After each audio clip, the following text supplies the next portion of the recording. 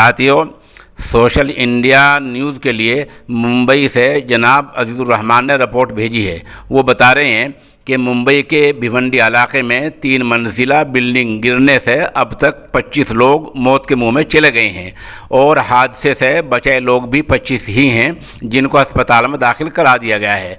इस खबर के आखिर में मौके की एक वीडियो भी पेश है। अजीज़ुर रहमान आगे बता रहे हैं कि बिल्डिंग का नाम जिलानी अपार्टमेंट है। ये इमारत 43 साल पुरानी है और हादसा पीर की सुबह 3:40 पर रूनुमा हुआ था। कार्रवाई के नाम पर अब तक नगर निकाय के 2 अफसरों को मुअत्तल कर दिया गया है और इमारत के मालिक सैयद अहमद जिलानी के खिलाफ दफ़ा 337, 338 और 304 के तहत मुकदमा दर्ज कर लिया गया है। हादसे के शिकार लोगों के नाम जुबैर कुरैशी, फैज़ा कुरैशी, आयशा, नजमा मुराद अंसारी और शाकिर अली अंसारी वगैरह हैं।